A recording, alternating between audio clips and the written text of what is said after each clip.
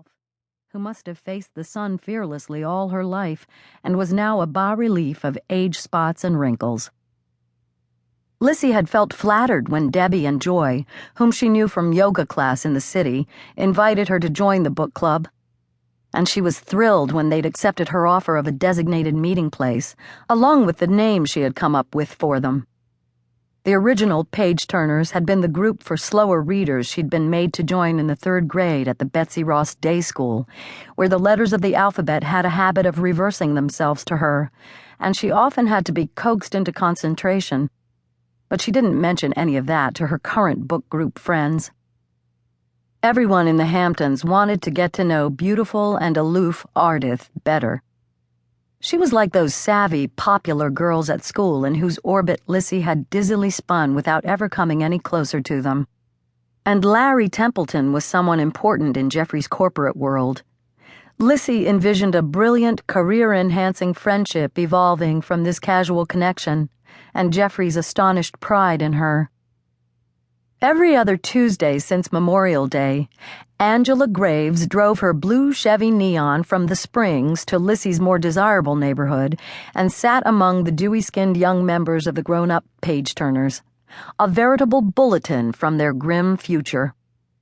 Some of the books she extolled were equally grim Victorian novels in which infants or their new mothers routinely died, and not surprisingly, sexual repression was the rage.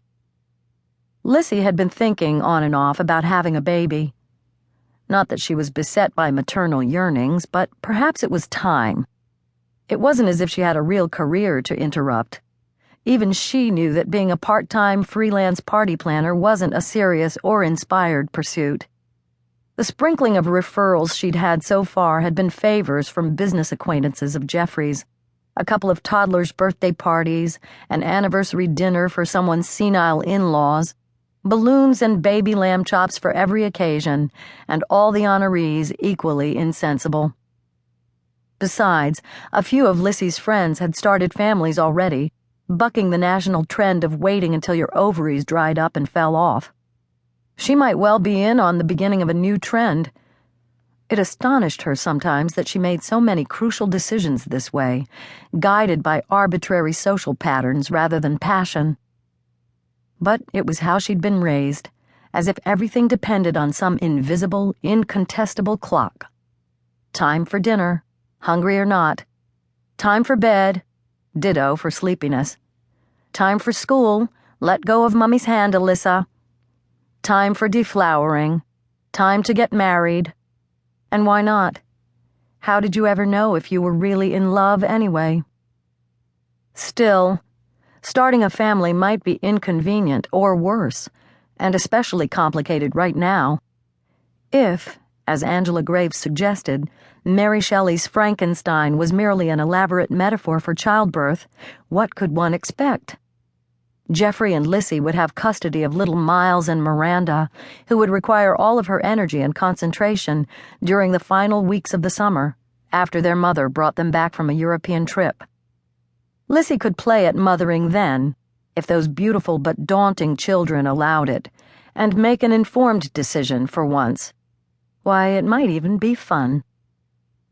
She was supposed to have finished reading Can You Forgive Her for today's session of the page-turners, although it was incredibly long and printed in such microscopic type.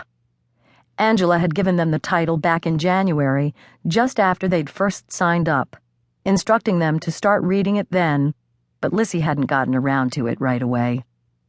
And now, flailing to catch up, it seemed more like winter reading to her, that endless blizzard of pages flecked with the blown soot of words. She skimmed as quickly as she could through the chapters that dealt with politics and money, in favor of the romantic passages, but even sounding out the characters' names as she flipped through the book.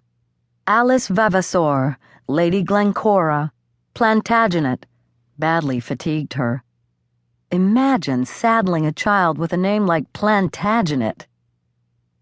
The bloated little paperback had been wedged open and propped against the sugar bowl as she ate breakfast that morning, and it was dangling from her hand as she peeked into the flower garden later. In fact, she'd hardly been seen without it for the past few weeks.